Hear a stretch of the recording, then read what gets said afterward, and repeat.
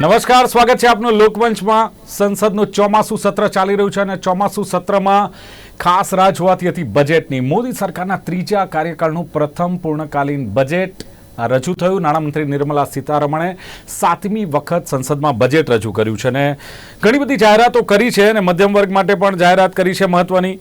પહેલી નોકરી મેળવનારાના ઈપીએફઓ ખાતામાં 15,000 રૂપિયા આપવાની વાત કરી છે. રોજગારની વાત કરીએ, કૌશલ્યની વાત કરીએ, એમએસએમઈ મધ્યમ વર્ગ પર ધ્યાન કેન્દ્રિત કરાયું છે એવી વાત આવી રહી છે. સાથે જ શિક્ષણને લઈને ઉચ્ચ શિક્ષણ માટે 10 લાખ રૂપિયા સુધીની લોન માટે નાણાકીય સહાય મળશે, આ પણ જોગવાઈ છે.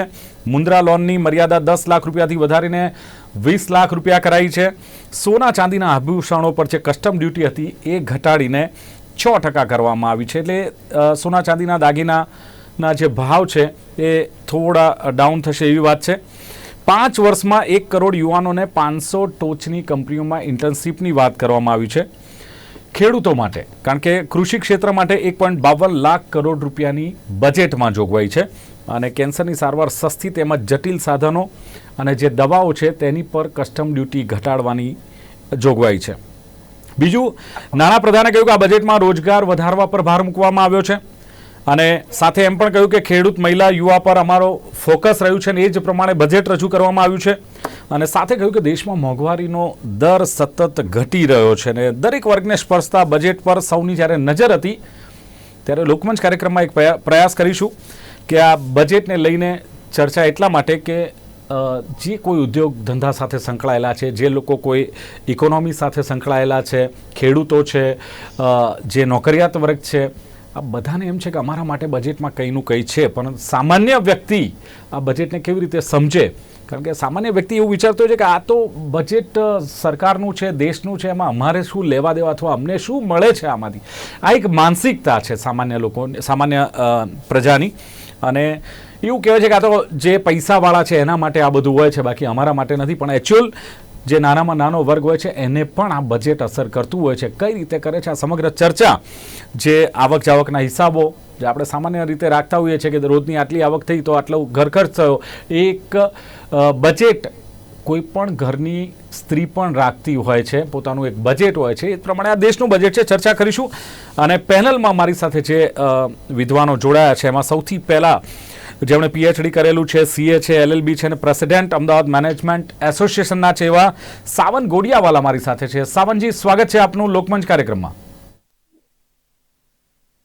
જી, અને સાથે જ Kadi college CN arts ED commerce કોલેજના પ્રિન્સિપાલ અને ઇકોનોમિસ્ટ જીડી ત્રિપાઠી છે. જીડી ત્રિપાઠી, આપનું સ્વાગત.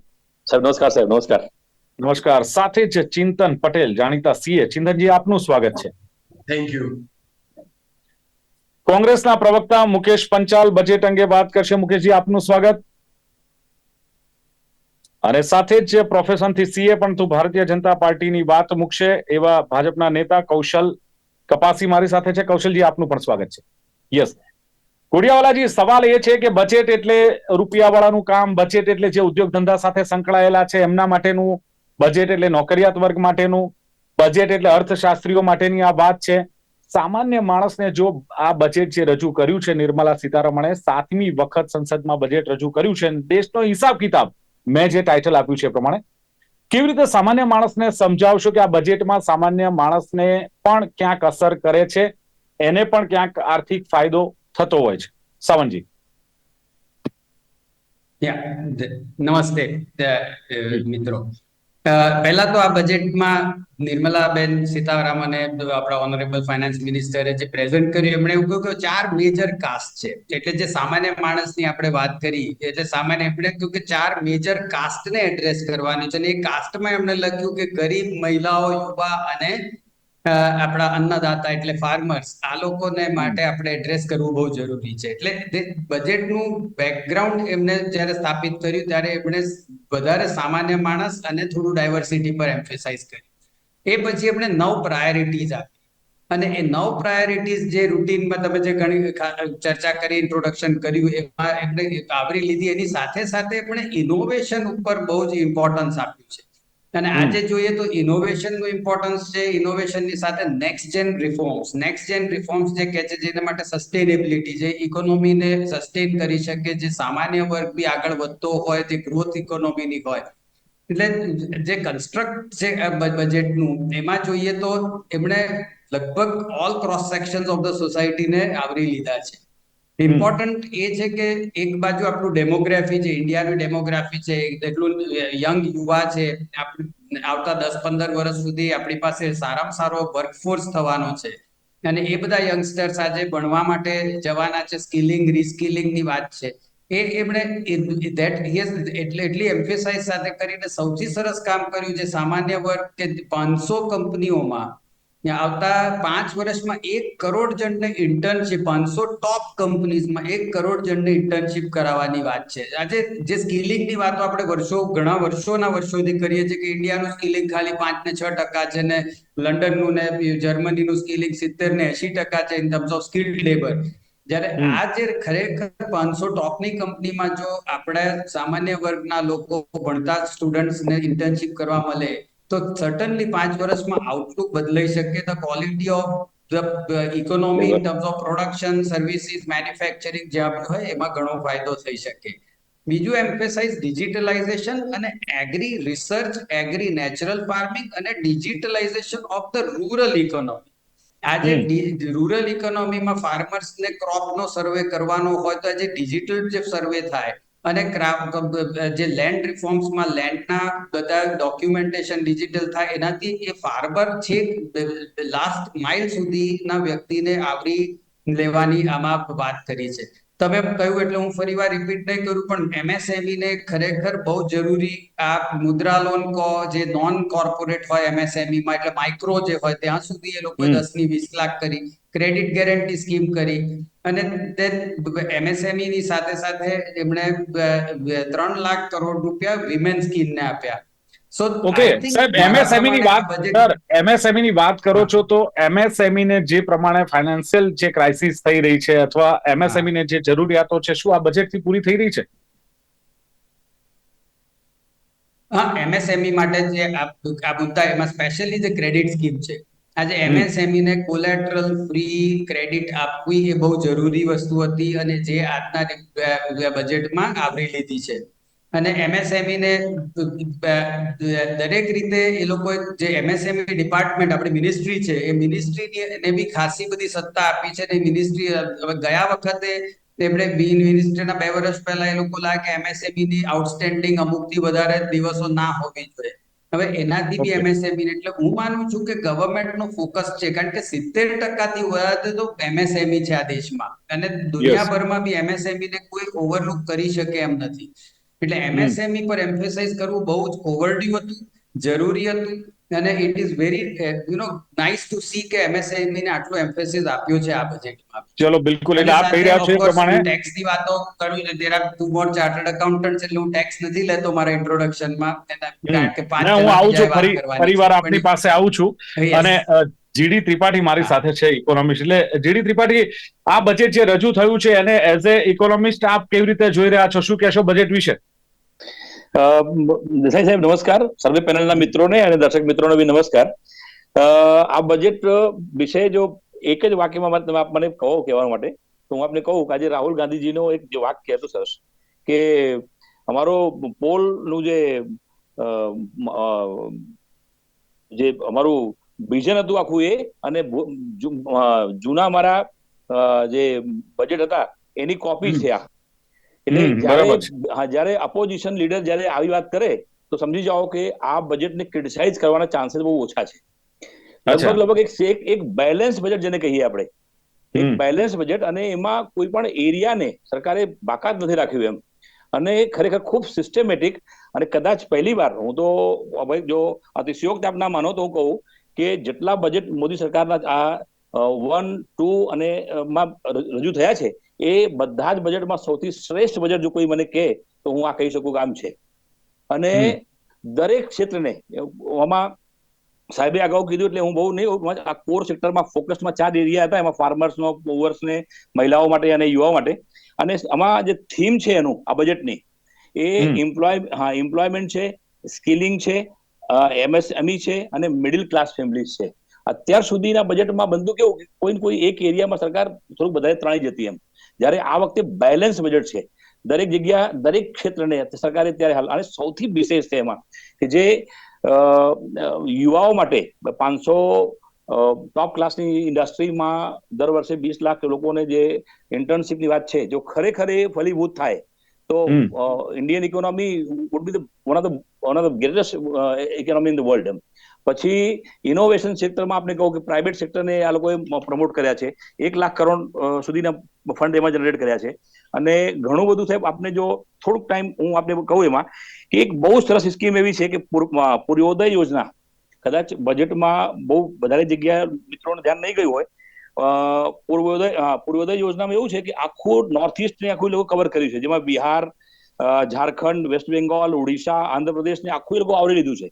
અને એના જે નેચરલ બ્યુટી છે કે જે ત્યાંનો નેચરલ કુદરતી જે સંપદાઓ છે એની સાથે લઈને અને એને વિકસિત કરવાની આખી એક યોજના ડેવલપ કરી છે.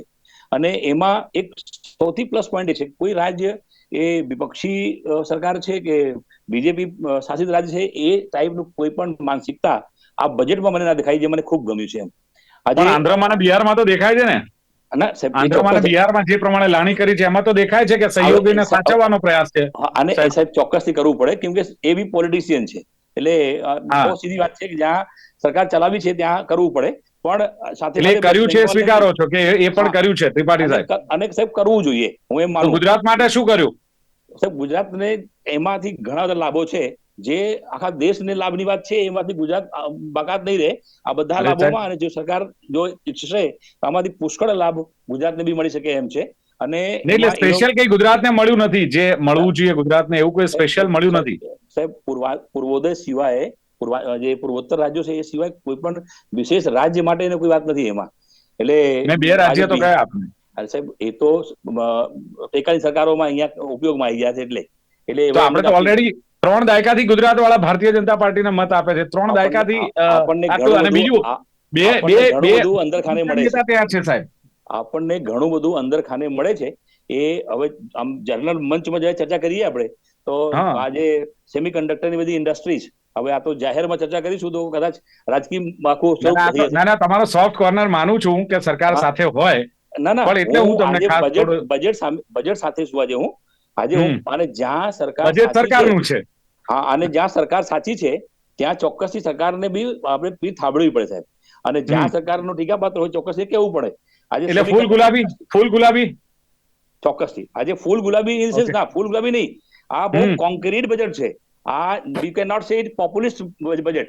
આને પોપ્યુલિસ્ટ બજેટ ના કહેવાય. આમાં કોઈ પણ જગ્યાએ લોકોને મફતમાં રેવડી આપવામાં આવી હોય એવું નથી. આમાં દરેક જગ્યાએ એક સ્કિલ ડેવલપમેન્ટની વાત છે, દરેક જગ્યા દરેકને પ્રમોટ કરવાની વાતો છે. માનો વિમેન માટે છે તો વિમેનને જો પ્રાઇવેટ સેક્ટરમાં તમે પ્રમોટ કરો તો ત્યાં રહેવા માટે હોસ્ટેલની ફેસિલિટી છે, ત્યાં સેન્ટર હાઉસેસની વાત છે, ત્યાં એમને ટ્રેનિંગની વાતો છે. બધા સેક્ટરને દરેક જગ્યાએ આ લોકો પ્રમોટ કર્યું છે. ઇનોવેશનની વાત છે કે આજે પ્રાઇવેટ સેક્ટરને બી સાથે લઈને ચાલવામાં આવશે.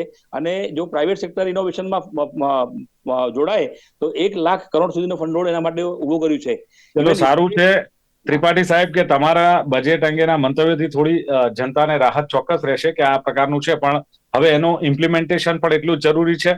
મારી સાથે આગળ એક જ વાત આવું સાહેબ આપની પાસે, કારણ કે મારે બીજા ચિંતનભાઈને પણ પૂછવું છે કે ચિંતનભાઈ, હું સ્ટાન્ડર્ડ ડિડક્શનની કે જો ટેક્સની કે કોઈ એવી વાત કરું એના કરતા પહેલા તો મારે એ પૂછવું છે કે એઝ એ સીએ આ બજેટને આપ કેવી રીતે જોઈ રહ્યા છો? કારણ કે દરેકના પોતાના એક મંતવ્ય હોય, અલગ દ્રષ્ટિકોણથી બજેટને જોતા હોય, તો આપ કેવી રીતે જુઓ છો ચિંતનજી?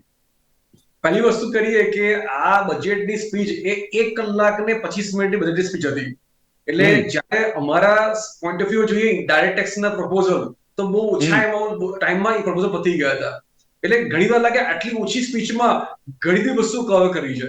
કારણ કે જ્યારે સ્પીચ પતી ને પછી લાગ્યું કે આમાં છે શું, પણ એ સ્પીચ પર ત્યાં પછી એની જે ડિટેલમાં વર્કિંગને જે સમજ્યા, એના મેમોરેન્ડમને સમજ્યા, ત્યારે ખબર પડી કે ઘણી બધી વસ્તુઓને ડિફરન્ટ લેવલે કવર કરવામાં આવી છે. તમે મને પૂછ્યું સીએ સિવાયનું મારું શું મંતવ્ય છે, તો સીએ સિવાયમાં મને એવું લાગે છે કે ડિફરન્ટ પાસા, આપણે દેશના જે ડિફરન્ટ પાસાને કવર કર્યા છે એના કારણે મોટા મોટા બધા લોકોને એમાં કવર કરવામાં આવ્યા છે. ક્યાં ક્યાં ટચ કરવામાં આવ્યો છે, એમનો ઓબ્જેક્ટિવ થોડો એવો છે કે જ્યાં આગળ a long term, mid term to long term બેઝિસમાં જ્યાં ઇકોનોમીને એસ્ટાબ્લિશ કરવું હોય ત્યાં આગળ ફોકસ કર્યું છે, ઇનોવેશનની વાત કરી છે, ટેકનોલોજીની વાત કરી છે, એજ્યુકેશનની વાત કરી છે. આ ત્રણ વસ્તુ એવું છે જે આપણને ફાયદા એના કદાચ નેક્સ્ટ યરમાં ના મળે, પણ એના આપણે સ્કિલ ડેવલપમેન્ટથી મીડિયમથી લોંગ ટર્મમાં ફાયદા થાય એવું પોસિબલ છે. તો બજેટ મારા પ્રમાણે ગણીએ તો ઓવરઓલ ઘણા બધા પાસાને કવર કરીને એને વિવિધતાપૂર્વક બનાવ્યું છે એઝ અ આમ આદમી તરીકે. હવે હું મારી વાત કરું ખાલી ટેક્સેશન પોઈન્ટ ઓફ વ્યૂમાં.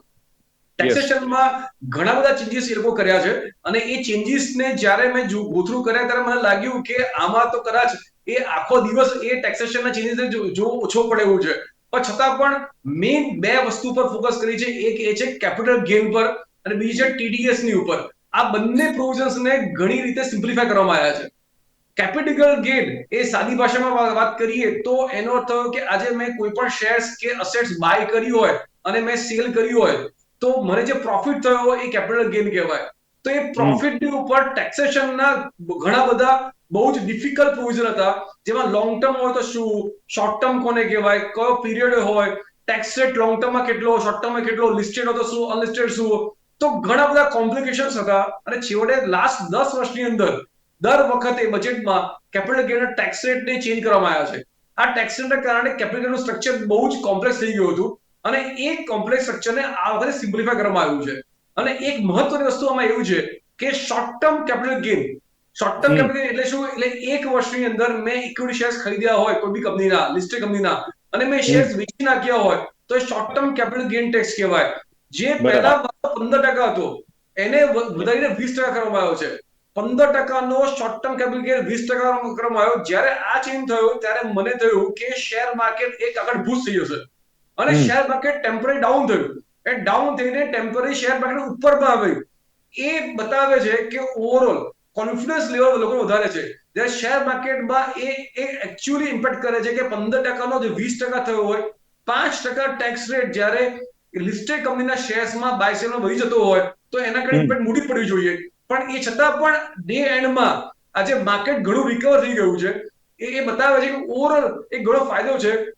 સો કેપિટલ ગેઇનના ઘણા બધા પ્રોવિઝન્સ છે. એક એ શોર્ટ ટર્મની વાત કરી, 15%ના 20% થયું છે, અને બીજું એ છે લોંગ ટર્મ કેપિટલ ગેઇન. આ લોંગ ટર્મ કેપિટલ ગેઇન બહુ વધારે વસ્તુ છે એટલા માટે કારણ કે લોંગ ટર્મ કેપિટલ ગેઇન એટલે શું કે જ્યારે મેં એક વર્ષથી વધારે પીરિયડમાં મેં રાખ્યું હોય, એક વર્ષ અને 2 વર્ષ બે આવે છે. લિસ્ટેડ કંપની હોય તો 1 વર્ષ છે, અને લિસ્ટેડ કંપની સિવાય હોય તો 2 વર્ષ છે. તો જ્યારે હું કોઈ પણ અસેટ એ 1 વર્ષથી વધારે કે 2 વર્ષથી વધારે રાખીને વેચું છું તેને લોંગ ટર્મ કહેવામાં આવે. લોંગ ટર્મ ટેક્સ રેટ એ મારો 10% થી જે વધીને 12.5% અને 20% થી ઘટીને 12.5%. તો 12.5% નો ટેક્સ રેટ એ લોકો કોમન કરી નાખ્યો છે. Long term capital gain tax હોય તો 12.5% નો એ કોમન કરી નાખ્યો છે. હવે આનો ફાયદો પણ છે અને નુકસાન પણ છે. ફાયદો એ રીતના છે કે જેનો કેપિટલ ગેઇન મોટો હોય એનો ટેક્સ રેટ ડાઉન થઈ ગયો છે, 20% ની જગ્યાએ 12.5% થઈ ગયો છે. એટલે એને ઓટોમેટિકલી એમાં ફાયદો થશે. ઇન્ડેક્સેશન નીકળી ગયું છે. હવે ઇન્ડેક્સેશન નીકળી જવાને કારણે શું થયું કે થોડો ઘણો એને લોસ થશે, પણ 20%ના કારણે 12.5% થવાને કારણે લોંગ ટર્મ કેપિટલ ગેઇનમાં પણ ઘણી વખત એ ફાયદો થઈ શકે છે.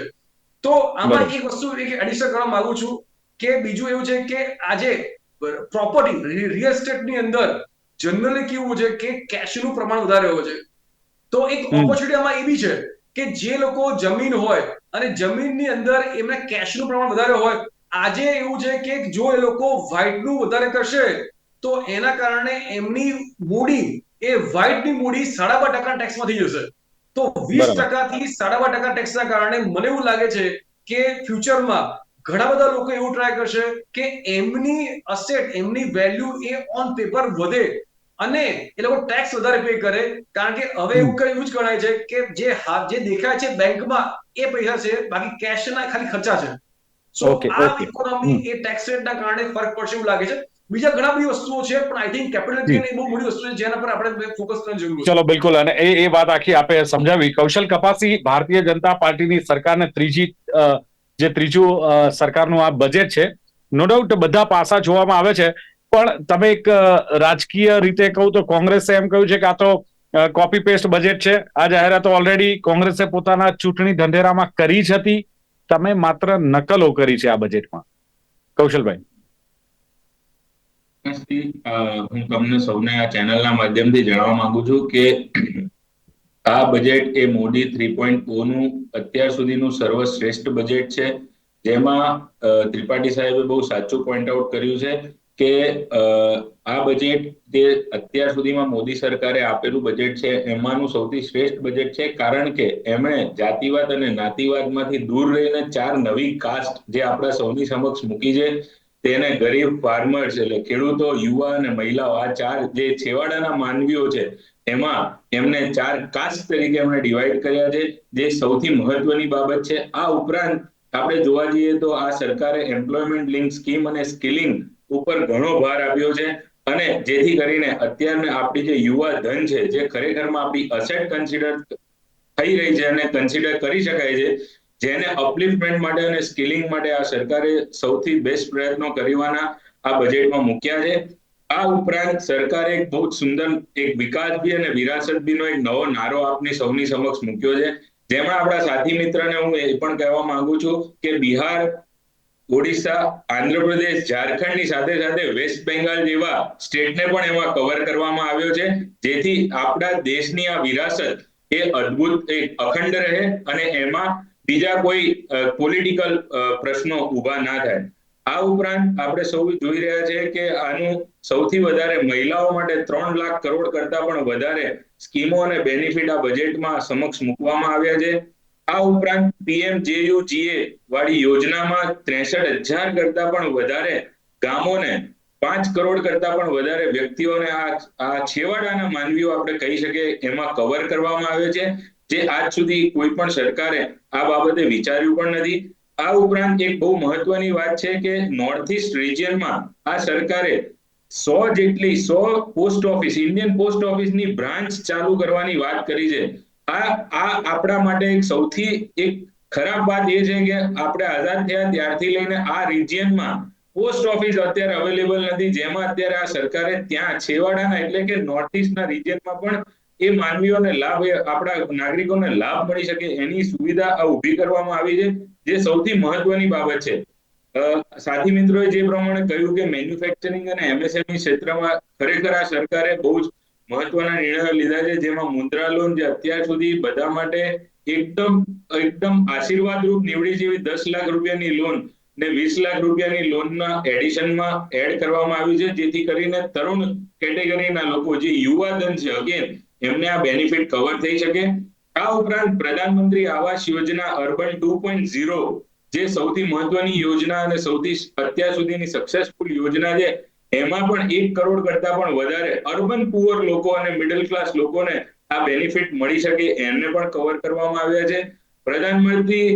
પ્રધાનમંત્રી સૂર્ય ગ્રહ મુક્ત બિજલી યોજના, જેમાં 1 કરોડ કરતા પણ વધારે એટલે 1 કરોડ કરતા પણ વધારે લોકોને 300 યુનિટ સુધીની વીજળી મફત મળશે, એ યોજનામાં કવર કરવામાં આવ્યું છે. અને સૌથી મહત્વની ઇન્ફ્રાસ્ટ્રક્ચર લેવલે 11.11 લાખ કરોડ નું બજેટ અહીંયા ફાળવવામાં આવ્યું છે. તો આપણે જોઈ શકીએ છીએ કે જેમ સાથી મિત્રોએ બહુ સરસ રીતે એમનો આઈડેન્ટિફાઈ કર્યું, ત્રિપાઠી સાહેબે અને ગોડિયાવાલા સાહેબ અને ચિંતનભાઈએ, કે આ બજેટ એ અત્યાર સુધીનું સૌથી શ્રેષ્ઠ બજેટ છે, જેમાં દરેક ક્ષેત્ર, દરેક છેવાડાના માનવીઓને આવરી લેવામાં આવ્યા છે. બાકી કહેવા વાળા તો બધું કહેવાના છે, અને આપણે આ મોદી 3.0 અત્યાર સુધી આ સરકારે પોતપોતાના એટલે અત્યાર સુધીના મોદી 1.0 અને 2.0 માં જે કામ કર્યું છે એનું ઇમ્પ્લિમેન્ટેશન, બજેટનું ઇમ્પ્લિમેન્ટેશન એ સર્વશ્રેષ્ઠ ઇમ્પ્લિમેન્ટેશન આવ્યું છે. એટલા માટે જ આપણી આ દેશની ઇકોનોમી. ચલો, સારું છે. ઘણી બધી બાબતો મોદી સરકારના 10 વર્ષના શાસનમાં યાદ ના આવી, એ છેલ્લા બજેટમાં એટલે કે ત્રીજા બજેટમાં, છેલ્લું તો નહીં પણ ત્રીજા બજેટમાં યાદ આવી છે. અને ઘણી બધી વાતો આપે કહી કે પહેલી વાર આવું બન્યું છે, પહેલી વાર તો 2 ટર્મથી તમારી સરકાર હતી, હવે તો ત્રીજી ટર્મમાં તમારી આંખો ખુલી છે, કારણ પ્રજાએ તમને જવાબ આપ્યો છે. હું આવું કૌશલભાઈ એક બ્રેક લઈશું અને બ્રેક બાદ આપણે આ ચર્ચાને આગળ વધારીશું, કારણ કે બજેટને સમજવાનો પ્રયાસ એટલા માટે કરવાનો કે અલગ અલગ એંગલથી બજેટને સમજવાનો આ એક પ્રયાસ છે. અને એ પ્રયાસ કરીને મુકેશભાઈને પણ આપણે પૂછીશું કે બજેટમાં શું હજુ અપેક્ષાઓ લોકોની છે કે જે બાકી રહી ગઈ. બ્રેક લઈએ, બ્રેક બાદ ફરી પાછા ફરીએ છીએ. જોતા રહો લોકમંચ.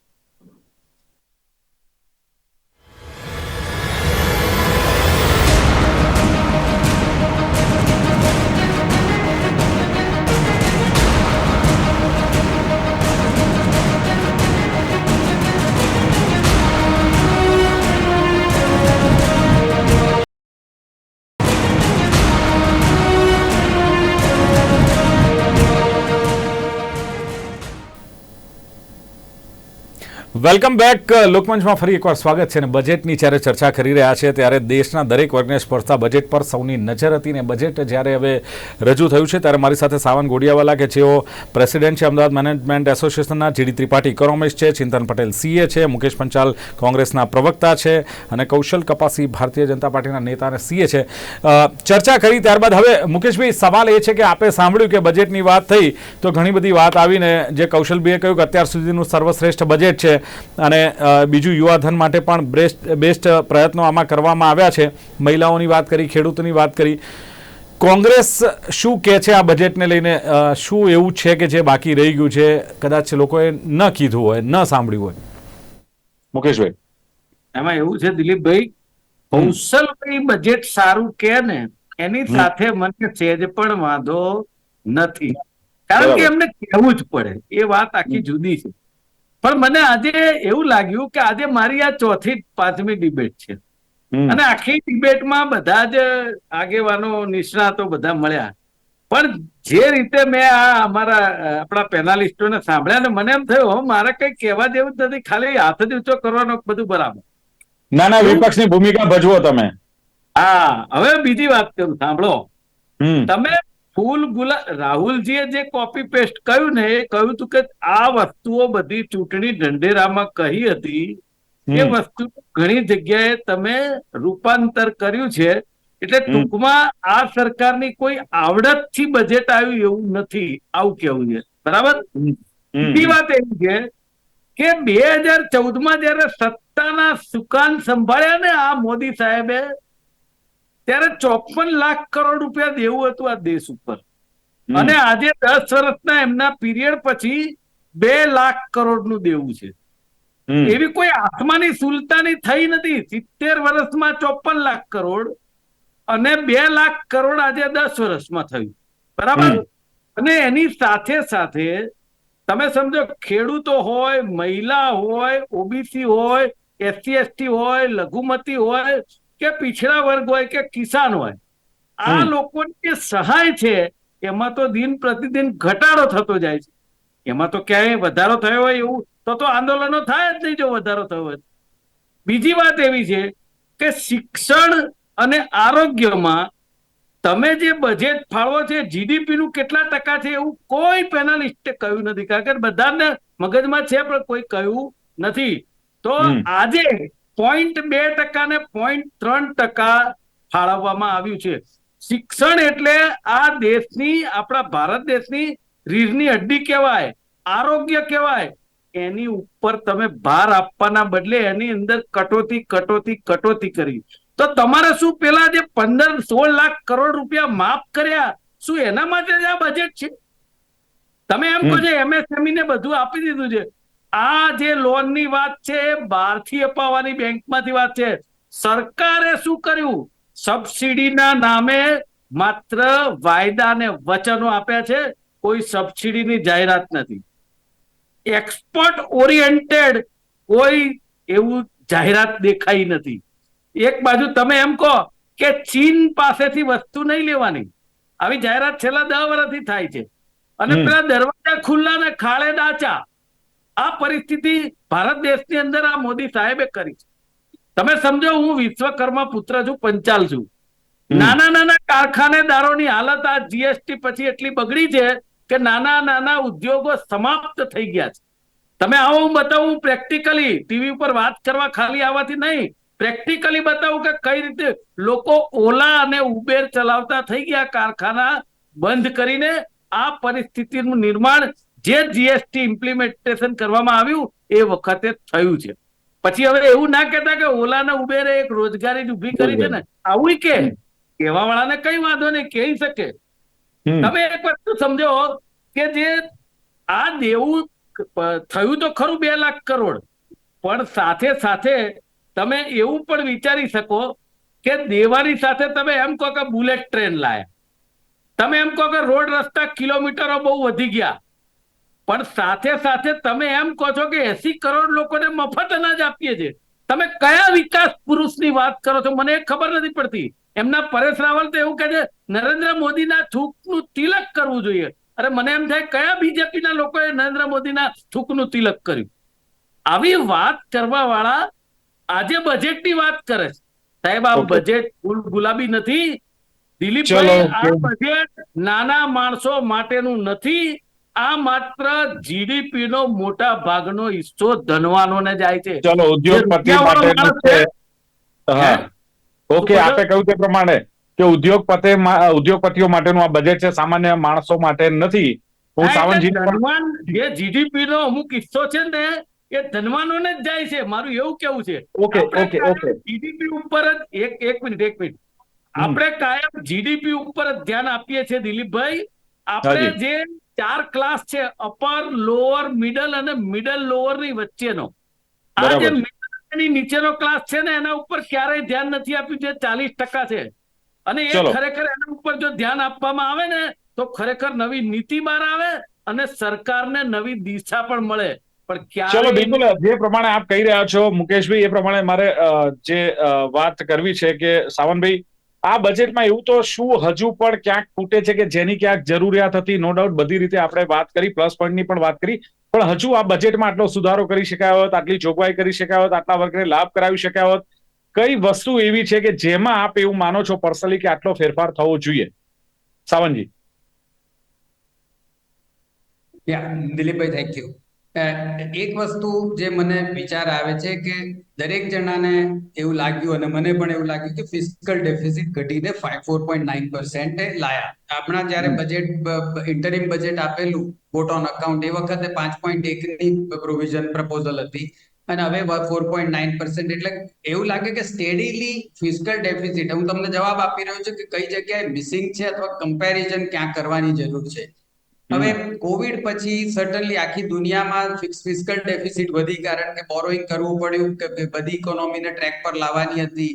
ઇન્ડિયા ફોર્ચ્યુનેટલી, ઇન્ડિયાના કેસમાં આપણું જીડીપી ગ્રોથ મેન્ટેન થયો, વધ્યો, અને આ વખતે બી 6.5 થી 7 જે આપણા સર્વેમાં કહ્યું એ પ્રમાણે થશે. પણ જોઈએ તો કોવિડ પહેલા ઘણા વર્ષો સુધી ફિસ્કલ ડેફિસિટ તો 4.5% થી નીચે હતી. એટલે 4.9% fiscal deficit, which is સર્ટનલી commendable from the point of view કે આપણે કન્ટિન્યુઅસ નીચે લાયા, પણ આજે 11 લાખ કરોડનું વ્યાજ ભરી રહ્યા છીએ. 16 લાખ કરોડ રૂપિયા આપણે દેવું કરીશું નવું આ બજેટમાં. એટલે એ દેવું નાની રકમ નથી જો કન્સિડર કરીએ કે ખરેખર નોર્મલ ઇકોનોમી સાથે સાથે આપણે જીડીપી પોસ્ટ પ્રી કોવિડ તો આપણે તરત કોવિડના 2 વર્ષમાં અચીવ કરી લીધેલા, તો કેમ આપણે પ્રી કોવિડ ફિસ્કલ ડેફિસિટ ના કરી શકીએ? એક પ્રશ્ન છે. સાથે ગ્રોથ બહુ જરૂરી છે, બરાબર? અને ધીસ ઇઝ અ ક્વેશ્ચન જેના સાચા આન્સર છે, ખોટા કે ભાઈ ના થવું જોઈએ કે ના થવું જોઈએ. કારણ કે બહુ જ ઇમ્પોર્ટન્ટ મહત્વનો પ્રશ્ન એ છે કે જ્યારે ઇકોનોમી 6.5-7% અને ગયા વર્ષે 8.2% ગ્રોથ હતી હોય, અને 6.5-7%, ત્યારે એની અંદર કેપિટલ એક્સપેન્ડિચર ના થાય, તો પછી ઇકોનોમી નું આખું મોમેન્ટમ પકડાયેલું તૂટી જાય. એટલે એક બેલેન્સ કરવું કે આર વી ગેટિંગ ઇનટુ અ ડેટ ટ્રેપ. પણ બહુ સરસ એ કહ્યું કે આવતા 3 વર્ષનું સરકારે એક વિઝન આપ્યું કે અમે 26-27 સુધીમાં તો ખાસું નીચે લઈ આવીશું, ને આવતા વર્ષે જ આ ફિસ્કલ ડેફિસિટ અમે 4.5. ફિસ્કલ ડેફિસિટ એટલે ટિપિકલી આપણે સમજવા માટે કે બોરોઈંગ જે કરી રહ્યા છીએ, 48 કરોડનું બજેટ હોય અને એમાંથી 32 કરોડની જો આવક થવાની હોય ટેક્સની ને બધી, તો વચ્ચેના 16 લાખ કરોડ રૂપિયા આપણા બોરોઈંગ થી આવી રહ્યા છે. એટલે એક એ પ્રશ્ન થયો. બીજો પ્રશ્ન, જો તમે જે પ્રશ્ન પૂછ્યો કે કઈ વસ્તુ કરવા જેવી હતી, તો સ્ટાન્ડર્ડ ડિડક્શન બહુ જ ઘણા વખતથી ઓવરડ્યુ હતું વધારવાનું, જે વધાર્યું 75,000. પણ જે ઓનેસ્ટ ટેક્સ પેયર્સ છે, આજે ઇન્ડિયામાં ઓનેસ્ટ ટેક્સ પેયર્સ છે સેલેરીડ એમ્પ્લોઈઝ, અને એ સેલેરીડ એમ્પ્લોઈઝને એ સ્ટાન્ડર્ડ ડિડક્શન જો વધારી આપી શક્યા હોત તો એ ઘણું, કદાચ 75,000 ઘણા વખતથી ઓવરડ્યુ હતું, એટલે એનાથી આઈ વુડ હેવ એક્સપેક્ટેડ કે એ સ્ટાન્ડર્ડ ડિડક્શન થોડું હજી વધારે હતું. ત્રીજો મહત્વનો મુદ્દો એ છે કે લોંગ ટર્મ કેપિટલ ગેઇન. ચિંતનભાઈએ કહ્યું કે long term capital gain simplify કર્યું, ઘણું સારું કર્યું. પણ આજે ઇન્ડિયાની ઇકોનોમી જ્યારે ફાસ્ટ ગ્રો થઈ રહી છે, દુનિયાભરના લોકો ઇન્ડિયામાં ઇન્વેસ્ટ કરી રહ્યા છે, હું માનું છું કે હવે દુનિયાભરના ઇન્ટરેસ્ટ રેટ બી પીક થઈ ગયા છે, એટલે હવે એ ઇન્ટરેસ્ટ રેટ અમેરિકા હોય કે ઇંગ્લેન્ડ હોય કે બધે નીચે આવશે, ને જેવા ઇન્ટરેસ્ટ રેટ નીચે આવશે ત્યારે ફંડ રિલીઝ થશે ને એ ફંડ ફરી ઇન્ડિયામાં વધારે ઇન્વેસ્ટ થશે. એ વખતે શેર બજારના 15%ના 20% શોર્ટ ટર્મ કે 10ના 12.5% કરવાના એ કદાચ 2 વર્ષ 3 વર્ષ ડીલે કર્યું હોત તો વધારે સારું થાત. ધીસ ઇઝ મારો વ્યૂ છે. જો this is both give and take, કારણ કે ચલો બિલકુલ સાવનજી સમયની મર્યાદા પ્રમાણે આપણે બીજા પેનલિસ્ટની પણ સાથે ઓપિનિયન લઈ લઈએ. જીડી ત્રિપાઠી, જે પ્રમાણે મુકેશભાઈએ વાત કરી કે સામાન્ય રીતે આવક અને જાવક, હવે દેવાની જે વાત કરી 2014માં 54 લાખ કરોડ દેવું હતું અને હવે 10 વર્ષ પછી જે 2 લાખ કરોડ થી વધુ દેવું થઈ ગયું છે. 80 કરોડ લોકોને આપણે મફત અનાજ આપીએ છીએ અને પછી આપણે એમ કહીએ છીએ કે રોજગારી વધી છે, બેકારી ઘટી છે. તો આ બાબતને એક ઇકોનોમિસ્ટ તરીકે કેવી રીતે જુઓ છો? દિલીપભાઈ, 2014માં જીડીપી કેટલા બિલિયન ડોલર હતું? ઓલમોસ્ટ 1.25 બિલિયન ટ્રિલિયન ડોલર હતું. માન લો કે 1.5 ટ્રિલિયન ડોલર. આજે જીડીપી કેટલું છે? ઓલમોસ્ટ 4 ટ્રિલિયન ડોલર છે. તો એ કમ્પેર તો 55 લાખ કરોડ ની સામે 2 લાખ કરોડ એટલે કશું ના કહેવાય ને. આજે તમારું જીડીપી 4 ટ્રિલિયન ડોલર થઈ ગયું છે. આજે સરકાર આવું નથી સમજાવતી. સરકાર તો એમ કહે છે કે કોંગ્રેસ જે ખાડા મૂકીને ગઈ હતી ને એ પૂર્વમાં અમારું દેવું વધ્યું. સરકાર આ વાત નથી કરતી. એટલે કદાચ એની પાસે સારા ઇકોનોમિસ્ટ નથી. ના, એ તમારા મારા જેવા લોકોને એ ખબર પડે જ. ઇવન કોંગ્રેસને બી ખબર પડે છે અને દરેકને ખબર પડે છે. નહીં, હું ભાજપની વાત કરું છું. ભાજપના સરકારના જે પ્રવક્તા છે અથવા જેમને અમે પૂછીએ છીએ દેવા વિશે, તો સાહેબ એ તો એમ કહે છે કે 2014માં જે જીડીપી તમારું 1.25 ટ્રિલિયન ડોલર હતું, આજે 4 ટ્રિલિયન ડોલરની આસપાસ છે.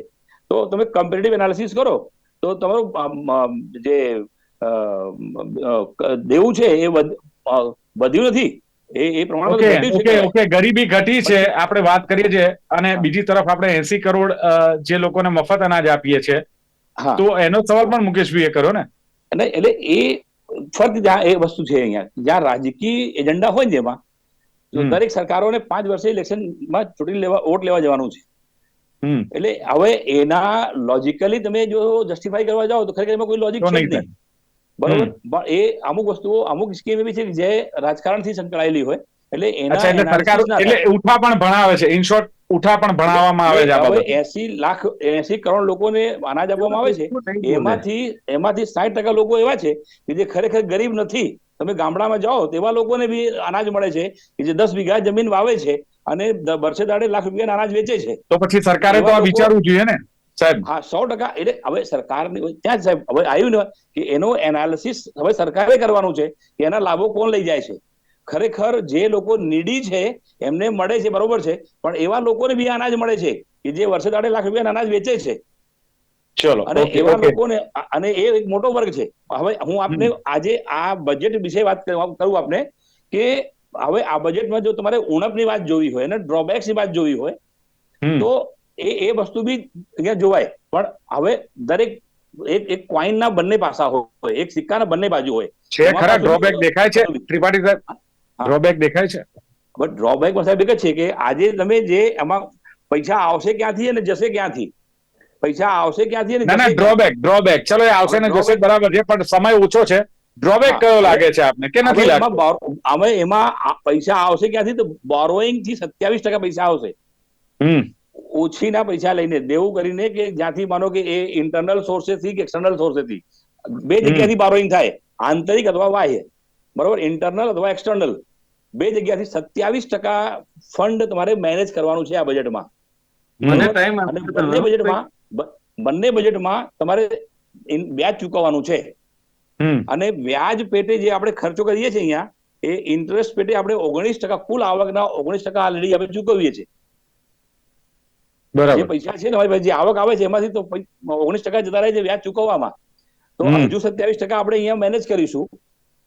તો એના જે 27% આપણે જે દેવું કરીશું એના પણ વ્યાજમાં તમારે ચૂકવણું થશે અહીંયા. એટલે ડેફિસિટ ને જે 4.9 આવ્યું છે, 4.5% લાવતા નાકે દમાવાનું. એટલે ઈઝી નથી. એટલે ચલો, બિલકુલ. ચિંતનભાઈ, સ્ટાન્ડર્ડ ડિડક્શનમાં જે રાહત છે 50,000 રૂપિયાથી વધારી 75,000 રૂપિયા કરવામાં આવી છે. નવી કર રિઝિનમાં પણ મોટા ફેરફારો છે. જૂના રિઝિનમાં કોઈ ફેરફાર કરવામાં નથી આવ્યો. નવી ટેક્સ રિઝનમાં 3 લાખ રૂપિયા સુધીની ઇન્કમ ટેક્સ જે ફ્રીની વાત છે, પછી 3 થી 7 નો રેશિયો છે, 7 થી 10 છે, 10 થી 12 છે, ક્રમશઃ 5, 10, 15%. આમાં તમે કોઈ ઈચ્છો છો કે આમાં કોઈ સુધારો વધારો હોવો જરૂરી છે? હા, એટલે આમાં બેઝિકલી કેવું છે કે જો જે ટ્વિકિંગ કર્યું છે ને એ બહુ નાની અમાઉન્ટ કરી છે. સાવંતભાઈએ પણ જે પોઈન્ટને જે ટચ કર્યો છે અને એ કે જે ભાઈ સ્ટાન્ડર્ડ ડિડક્શન 50,000 રૂપિયા અને 75,000 રૂપીસ, 25,000 રૂપિયા આજના મોંઘવારીના જમાના 25,000 રૂપિયાની વેલ્યુ negligible શું છે. એમ? તમે બરાબર. સેલરી એમ્પ્લોયને કહો 25,000 તમે એક્સ્ટ્રા આપ્યા, 50% વધી ગયા, 50% કમ્પેર ના કરાય. પર્સન્ટેજ તમે જુઓ કે લાગે 50% મેં વધારે આપ્યા છે, હા, બરાબર. 50% એ અત્યારે રિલેવન્ટ નથી ફિગરની. એટલે કદાચ એમાં જે એક્ઝમ્પશન ડિડક્શન્સ આપ્યા છે એ ડિડક્શન મારા પ્રમાણે થોડા વધારે હોવા જોઈએ. જે ટ્વિકિંગ કર્યું સ્લેબનું કે ભાઈ 1 લાખ સ્લેબનો ફરક પડ્યો, એ નાની વસ્તુ ચેન્જ કરી છે. એ ચેન્જમાં બહુ મોટો ઇમ્પેક્ટ નથી અંદર. અને એક બીજો જે અત્યારે જે વાત કરી રહ્યા છે કે કઈ કઈ વસ્તુમાં એક્સપેક્ટેશન મારું હતું અને ના થઈ, એમાં 1-2 પોઈન્ટ જસ્ટ અહીંયા ટાઈમ છે એ પ્રમાણે હું મૂકવા માંગુ છું. પહેલી વસ્તુ છે, એક નવું સેક્શન લાસ્ટ ટાઈમ એ એડ થયું હતું કે માઇક્રો સ્મોલ એન્ટરપ્રાઇઝ જે હોય એને પેમેન્ટ જે છે ને એ 45 દિવસમાં મેક્સિમમ સુધી તમારે પેમેન્ટ કરવું પડે. અથવા જો પેમેન્ટ ના કરો તો તમને જે વર્ષમાં તમે પેમેન્ટ કરો એમાં તમને ખર્ચ બાદ મળે, લાસ્ટ યરમાં તમને ખર્ચો બાદ ના મળે, એવી રીતના.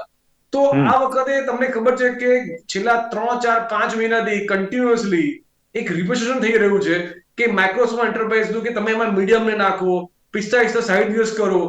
તો આ બજેટમાં એક મોટી એક્સપેક્ટેશન હતી કે આટલા બધા ઇન્ડસ્ટ્રી એમએસએમઈ આના માટે રિપ્રેઝન્ટ કર્યા છે ઓલરેડી, તો કદાચ આ પ્રોવિઝનને કાં તો એક્સટેન્ડ કરી હોય, અથવા પ્રોવિઝનમાં 45 થી 60 દિવસ કર્યા હોય, અથવા પ્રોવિઝનમાં ટ્વીક કરીને મીડિયમ કર્યું હોય. તો એવું કંઈક કર્યું હોત તો આજે એવું છે કે મોટી મોટી કંપનીઓ એ માઇક્રો સ્મોલ એન્ટરપ્રાઇઝને ધંધો નથી આપતી જો એ રજિસ્ટર્ડ હોય તો. કેટલા બધા લોકોએ રજિસ્ટ્રેશન પાછું આપી દીધું છે. તો આવા કેસમાં થોડી ઘણી આમાં ક્લેરિફિકેશનની જરૂર હતી, જ્યાં આગળ કંઈક સપોર્ટની જરૂર હતી, મોરલ સપોર્ટ જરૂર હતી. એમને ખબર છે ગવર્મેન્ટ એમના માટે કરે છે, પણ અત્યારના ચેન્જનામાં એ લોકોને સપોર્ટ જરૂર હતી. એમાં કંઈક ટ્વિકિંગની મારી એક્સપેક્ટેશન હતી જે નહોતું. બીજો એક બરાબર. પોઈન્ટ છે એ એક્સપેક્ટેશનમાં એ એવું હતું કે જે કંપનીઓ મેન્યુફેક્ચર કરતા હોય, તો ગવર્મેન્ટે છે ને એ થોડા વર્ષો પહેલા એવી પ્રોવિઝન કરી હતી કે જે કંપની મેન્યુફેક્ચર કરતી હોય એ લોકોને ટેક્સ રેટમાં 15% જ ટેક્સ પે કરવાનો. ઓબ્જેક્ટિવ હતો કે જો મેન્યુફેક્ચર કરતા હોય તો જોબ વધે, એમ્પ્લોયમેન્ટ વધે, લોકોને નોકરી મળે. તો એમાં 31 માર્ચ 2024 લાસ્ટ ડેટ હતી. એટલે એવું લાગતું હતું કે કદાચ લાસ્ટ ટાઈમ એન્ટ્રી બજેટમાં અપડેટ નથી કરી, એક્સટેન્ડ નથી કરી. આ વખતે ફાઇનલ બજેટમાં કદાચ 31 માર્ચ 24 ની ડેટ એક્સટેન્ડ કરીને 23 થી 24 કરે કે 24 થી 25 કરે, એવું એ એક્સટેન્શન 24 હતું, પણ એ પણ થયું નથી. એટલે એવું લાગે છે ક્યાંક થોડા થોડા પોઈન્ટ્સમાં આપણને એવું છે કે ભલે બધાને કવર કર્યા છે, પણ અમુક વર્ગમાં અમુક જગ્યામાં કદાચ એ કરવા ખતર કર્યા હોય પણ એને પ્રોપરલી નથી કરે એવું મને લાગી રહ્યું.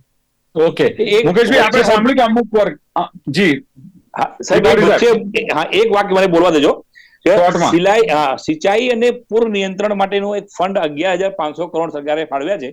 એ ખરેખર આખા ભારત દેશની જયારે વિચારણા કરીએ તો 11,500 કરોડની એમાઉન્ટ ખૂબ સામાન્ય કહેવાય. અરે ત્રિપાઠી સાહેબ, એ એમાઉન્ટો ફળવાય છે, બજેટમાં કહેવાય છે, ઇમ્પ્લિમેન્ટેશન થતું નથી. ખેડૂતોની દશા અને હાલત તમે જુઓ. ભલે આ બધી વાતો થાય છે, પણ ઇમ્પ્લિમેન્ટેશન કેટલું થાય છે એ અગત્યનું છે. મુકેશભાઈ, આપણે સાંભળ્યું કે પહેલા મારી વાત સેશનમાં આપણે જે સાંભળો. ચર્ચા થઈ. હા, બોલો મુકેશભાઈ. પહેલા સેશનમાં ચર્ચા થઈને બીજા સેશનમાં ગેસ્ટે જે ચર્ચા કરી, બહુ જ બેલેન્સ વાત આપણા તમામ જે પેનલિસ્ટ છે એમણે કરી છે એવું લાગે છે, મુકેશભાઈ. હા, 100% બીજા હા, સ્લોટમાં ત્રિપાઠી સાહેબને વાત કરતા બધાએ બહુ બેલેન્સ વાત પછી કરી. અને એમાં સીએ સાહેબને તો હું એટલે ના કહી શકું કે એમનું આખું વાત જ અલગ છે કે એમને તો જે વાત કરવાની, આપણે વાત ઉપર આવી જઈએ. મારી વાત હા, એવી છે કે 1 લાખ ખેડૂતોને નેચરલ ફાર્મિંગ પ્રોત્સાહન આપવાની વાત કરી છે. આ લોકોએ કહી નથી, પણ હું કહું છું, બરાબર. પણ મારું એવું કેવું છે, આ એ સરકાર છે જે ખેડૂતોનું આંદોલન 1 વર્ષ સુધી જોયા કરે, 700 ખેડૂતો મરી જાય અને પછી બેકફૂટ ઉપર આવીને નિર્ણય લે, અને હજી પણ ખેડૂતોના પડતર પ્રશ્નો બાકી છે. એટલે મારું એવું કેવું છે કે તમે જાહેરાતો કરો છો, પણ પડતર